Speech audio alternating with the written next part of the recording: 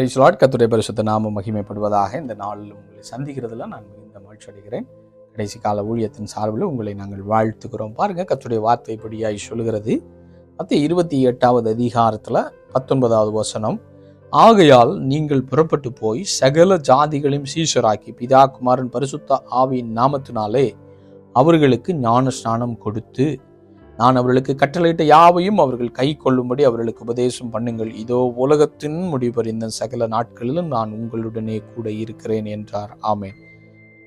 படித்ததான வார்த்தைக்காய் ஜெபிக்கலாம். பரிசுத்த பிதாவே, நீர் எங்க கூட பேச போகிற வார்த்தைகளுக்காய் நன்றி. எங்களோடு பேசும், எங்களை உருவாக்கும் வார்த்தையில ஜீவனும் வல்லமை இருக்கிற அந்த வார்த்தைகள் வைராக்கியமாய் வெளிப்படட்டும். இயேசுவின் நாமத்தில் பிதாவே, ஆமேன், ஆமேன்.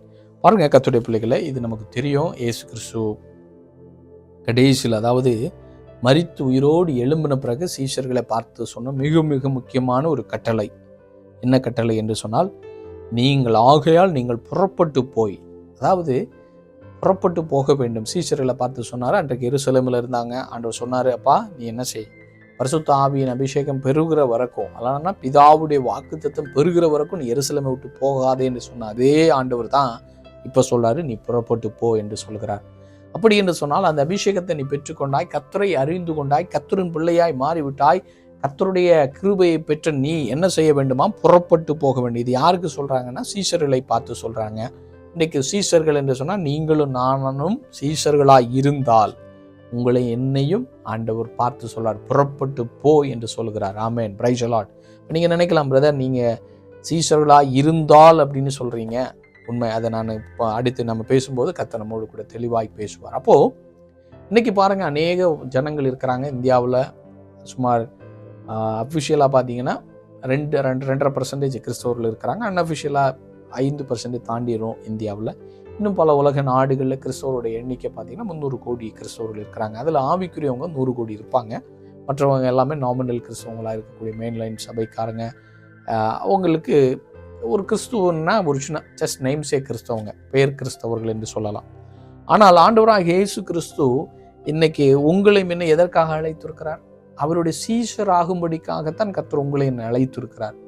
அப்போ பாருங்க, அந்த தொடர்ந்து அந்த வசனம் சொல்லுது, நீங்கள் புறப்பட்டு போய் சகல ஜாதிகளையும் சீஷராக்கி என்று சொல்லப்பட்டிருக்கு. அப்போ இன்னைக்கு சபைகள், அநேக சபைகள் என்ன பண்ணிட்டு இருக்கிறாங்க கடைசி காலத்துல? நம்ம கடைசி காலத்தில் வந்துட்டோம். 21ஆம் நூற்றாண்டில் கடைசி காலத்தின் கடைசி நிமிடத்தில் வாழ்ந்து கொண்டிருக்கிற சபையே உங்களை என்னை பார்த்து ஆண்டவர் சொல்றாரு. ஆண்டவர் சொன்னார், சீஷராக்கும்படிக்காய் சொன்னார். யாருக்கு சீசனா மாத்த? எனக்கல்ல. ஊழியக்காரனுக்கு சீசனாய் மாற்றுவதா? இல்லை. ஆண்டவர் யாருக்கு சீசனா மாற்ற சொன்னாரு? கர்த்தராகிய இயேசுவுக்கு சீசனாய் மாற்ற சொன்னார்.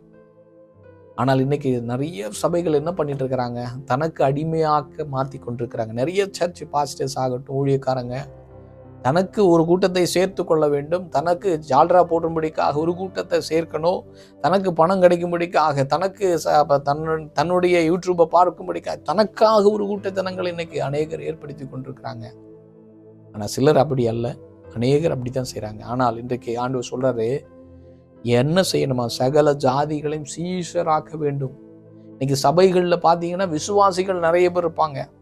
ஆனால் விசுவாசிகள் என்று சொன்னால் யார் என்று சொன்னால், வேதத்தில் சொல்லப்பட்ட விசுவாசிகள் ஆல்மோஸ்ட் சேமாக தான் இருக்குது. இந்த சீசனை மாற்றி தான் இருப்பாங்க. ஆனால் இன்றைக்கு இருக்கிற அநேக விசுவாசிகள் எப்படி இருக்கிறாங்க? சபை விசுவாசிகள் தனக்காக வாழ்கிறோம், இயேசுக்காக. எனக்கு நான் நல்லா இருக்கணும், என் குடும்பம் நல்லா இருக்கணும், இயேசு வைத்து பணம் சம்பாதிக்கணும். இயேசு வைத்து பணம் சம்பாதிக்கணும்னா நான் இயேசுக்காக, நான் ஆண்டவரே எனக்கு குடும்பத்தை என்ன தந்தீங்க, வேலை தந்தீங்க, எனக்கு கிடைக்கிற பணத்தை வச்சு நான் நல்லா வாழ்ந்துடுறேன்.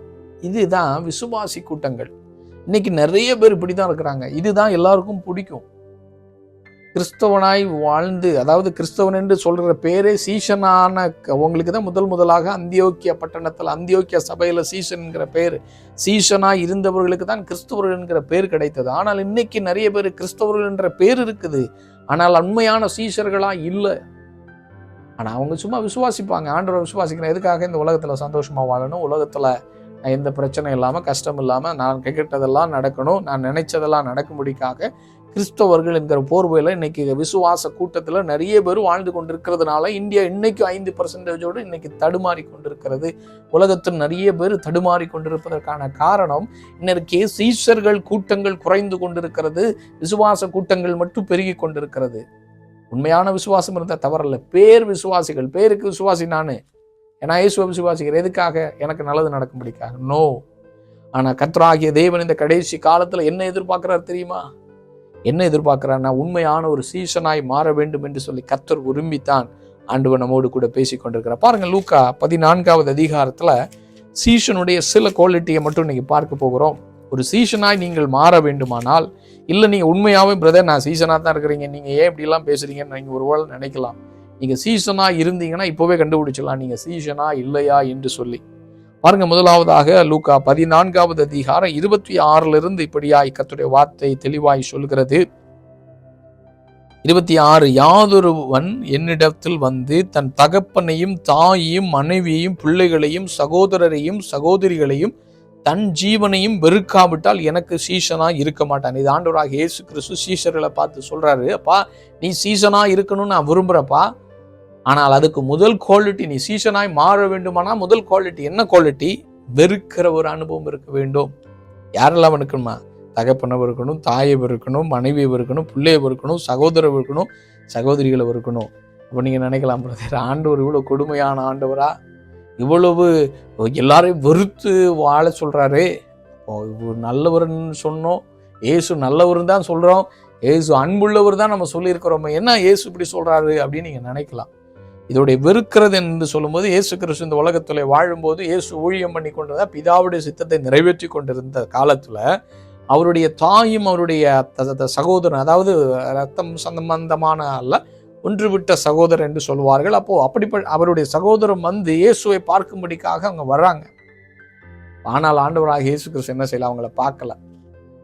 அப்பா உங்கள் அம்மாவும் உங்கள் சகோதரன் வந்து உங்களை கூப்பிட்றாங்கன்னு சொல்லும்போது ஆண்டவர் என்ன சொல்கிறார் தெரியுமா?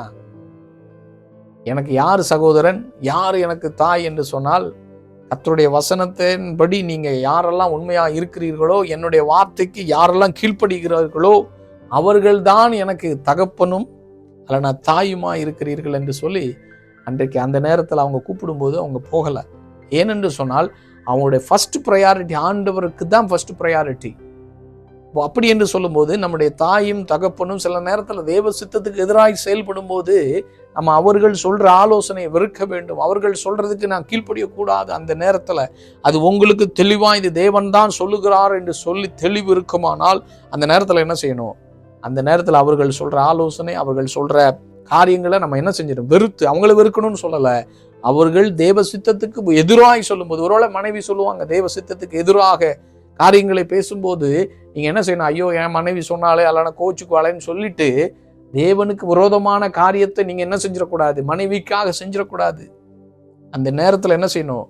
அவங்களுடைய ஆலோசனைகளை வெறுக்கணும். வேதத்தில் பார்க்குற ஆபிரகாம் தன்னுடைய மனைவி, சொந்த மனைவி ஆகார், சொந்த மனைவி அல்ல ஆகாரு, சாராய் இடத்துல சொந்த மனைவியான சாராய் ஒரு ஆலோசனை சொல்றப்பா நீ ஆகார இடத்துல போய் சேர்ந்து ஒரு பிள்ளையை பெற்றுக்கொள்ள என்று சொன்னதும் அந்த ஆலோசனை என்ன செஞ்சிருக்கணும்? அதை வெறுத்திருக்கணும். அதை சொந்த மனைவியா இருந்தாலும் சரி, அப்பா இது இல்லப்பா இதை நான் செய்ய மாட்டேன்னு சொல்லி அங்க வெறுத்திருந்திருந்தால், அவங்களுடைய ஆலோசனை அங்க தவிர்த்திருந்திருந்தால் அவ்வளவு பெரிய ஒரு இஸ்மவேலின் சந்ததி துஷ்ட மனிதன் இந்த உலகத்துல உண்டாயிருக்க மாட்டார்கள்.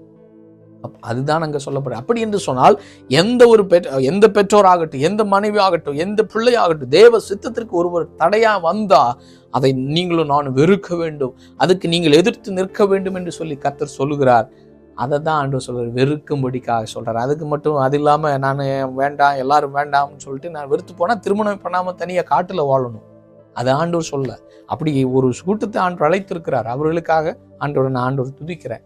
குடும்பத்தோடு வாழ்கிறவர்கள் என்று சொன்னால் தேவ சித்தத்திற்கு அவர்கள் எதிராய் பேசும்போது அதை நீங்கள் வெறுக்க வேண்டும் என்று கர்த்தர் பேசுறாரு. அதுக்கு எல்லாவற்றுக்கும் மேலா தன் ஜீவனையும் வெறுக்கணும். தன் ஜீவன் என்று சொல்லும்போது நம்முடைய சுயத்துல ஒரு ஆசை இருக்கு, நமக்குன்னு ஒரு சுய ஆசைகள் உண்டு. நான் இப்படிலாம் இருக்கணும், அப்படி இருக்கக்கூடாது, இப்படி இருக்கணும். அந்த சுயத்தை கூட நீங்களும் நானும் என்ன செய்யணும்? வெறுக்க வேண்டும் என்று கர்த்தர் சொல்றாரு. இப்படி இருந்தா மட்டும்தான், சுயத்தையும் வெறுக்கிற மனுஷனா இருந்தா தான் ஆண்டவருக்காய் சீசனாய் இருக்க முடியும். அப்பதான் ஆண்டவர் என்ன சொன்னாலும் கேட்க முடியும். ஒருவேளை நீங்க கேட்கலாம், பிரதர் நீங்க அதெல்லாம் செய்றீங்களா அப்படின்னு கேட்கலாம். ஆனா ஆண்டவர்கிட்ட கேட்கிற, ஆண்டவரை எனக்கு வெறுக்க கிருபை தாங்க, அநேக காரியங்களை வெறுத்திருக்கிறேன், ஆனால் இன்னும் ஒரு சில காரியங்களை என்னால் வெறுக்க முடியாமல் இருக்கிறது உண்மைதான். ஆனால் நாளுக்கு நாள் ஆண்டவர் என்னை மறுரூபமாக்கி கொண்டிருக்கிறார். வெறுக்கும்படிக்கான கிருபையை கர்த்தர் கொடுத்து கொண்டிருக்கிறார்.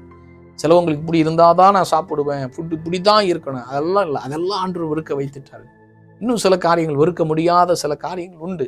அதையும் கர்த்தர் கொஞ்சம் கொஞ்சமாக மாற்றி கொண்டிருக்கிறதை நினைத்து நான் ஆண்டவரை துதிக்கிறேன். அதனால் இன்றைக்கு ஆண்டவர் உங்களை என்னை பார்த்து சொல்லாரு, நீ சீசனாக இருக்கணும்னா உனக்குன்னு ஒரு ஆசை இருக்கக்கூடாது. சிலவு சொல்லுவோம், அது என்ன பிரதர் தப்பு இல்லை. ஆண்டவர் சொல்கிறாரு, நம்முடைய சுயத்தையும் சுய ஜீவனை கூட நம்ம என்ன செய்யணும், வெறுத்துடணும்.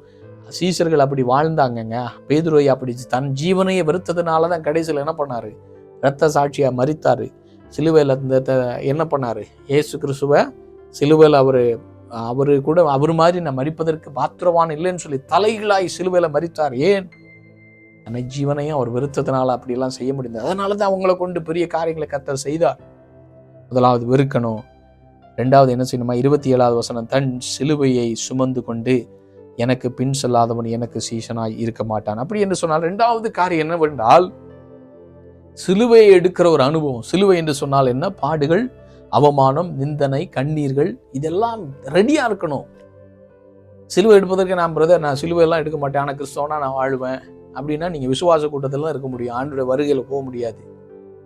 சீசனா இருந்தால்தான் ஆண்டவர் உங்களை என்னை அழைத்து செல்ல சீசனை தான் தேடி வர்றார். சீசன் தான் உண்மையான ஒரு கர்த்தருக்கு பிரியமான ஒரு மனிதன். அப்போ ஆண்டவர் என்ன சொல்றாரு, சிலுவையை சுமக்கிற ஒரு அனுபவம். சிலுவைன்னா பாடுதான், வேதனை தான், கண்ணீர் தான். ஆனா எனக்கு கண்ணீர் மட்டும் வரக்கூடாது, கஷ்டமே இல்லாம நான் கிறிஸ்துவ வாழ்க்கை வாழணும்னா அவனை சீசன் என்று வேதம் சொல்லல. இன்னைக்கு அநேகருக்கு அப்படி பாடு வேண்டாம், எனக்கு பாடே வேண்டாப்பா. நான் திருமணமாகி ஆரம்ப நாட்களில் மனைவி என்ன பார்த்து சொன்னாரு, நான் குடும்பத்தில் ரொம்ப கஷ்டப்பட்டேன், நான் அம்மா அப்பாவுடைய வாழ்க்கையில் வாழும்போது ரொம்ப கஷ்டப்பட்டேன், ஆனால் திருமணமான பிறகு நான் கஷ்டமே படக்கூடாதுன்னு நினச்சி வந்தேன் அப்படின்னு சொல்லி என் மனைவி ஒரு நாளைக்கு என்ன பார்த்து சொன்னான். நான் மனசில் சங்கடப்பட்டேன்னா நான் ஆண்டவர் ஓகே எந்த பாடுகளை படுவதற்கு நான் ரெடியாக இருக்கிறேன்னு சொல்லி தான் நான் என் வாழ்க்கையை ஒப்பு கொடுத்தேன். அவருடைய குழந்தை மனசு கிறிஸ்துக்குள்ள குழந்தையாக இருந்ததுனால அப்படி சொல்கிறா. நான் நினச்சிக்கிறேன் இன்னைக்கு அநேகர் அப்படி தான் இருக்கிறாங்க. நான் கிறிஸ்துக்காக நான் பாடே படக்கூடாது, வாழ்க்கையில் கஷ்டமே வரக்கூடாதுன்னு சொன்னீங்கன்னா நீங்கள் கிறிஸ்தவனாக இருப்பதற்கு தகுதியே இல்லை. ஏன்னா கிறிஸ்தவன்ன்றது அடிஸ்தானமே சீசன் தான். கிறிஸ்தவன் என்ற பேரை ஆண்டவர் கொடுத்திருக்கிறார். அப்படி என்று சொன்னால் சீசனாக இருக்கணும்னா பாடுகள் உண்டு, வேதனை உண்டு. இந்த கடைசி காலத்தில் ஊழியத்துக்கு வந்திருக்கிற கர்த்தருடைய பிள்ளைகளை இன்னைக்கு அநேக ஊழியக்காரங்க கூட பாடு வேண்டாம்னு நினைக்கிறாங்க. பாடு இல்லாமல் ஊழியம் பண்ணால் பரலோகம் செல்ல முடியாது என்று சொல்லி கர்த்தருடைய வார்த்தை சொல்லுது. பாடு வழியாக தான் நம்ம கிறிஸ்துக்குள்ளே போக முடியும், பாடுகளோடு தான் பரலோகம் போகணும் முடியும்னு ஆண்டவருடைய வார்த்தை சொல்லுது. அதனால் நீங்களா பாட தேட வேணாம், பாடு உண்டு. கிறிஸ்துவுக்காய் பாடுபடும் போது பரிசுத்தம் உண்டாகும். பாடுபடும் போது கர்த்தருக்காய் பயங்கரமான காரியங்களை செய்ய முடியுங்க. அதனால ஆண்டவரே என்னை ஒரு சீசனா, உண்மையுள்ள சீசனா மாற்றி அநேகரை கிறிஸ்துவன் அன்புல நடத்த என்னை பயன்படுத்தும்னு சொல்லி நம்ம ஒப்பு கொடுப்போம். பரிசுத்த பிதாவே, கேட்ட வசனத்துக்காய் நன்றி. எங்களை உம்முடைய ஆண்டவரே சீசனா எங்களை மாற்றி கடைசி கால சீசனா எங்களை உருவாக்கும்படிக்காய் அர்ப்பணிக்கிறோம். வருகைக்காய் ஆயத்தப்படுத்தும் இயேசுவின் நாமத்தில் பிதாவே, ஆமேன், ஆமேன்.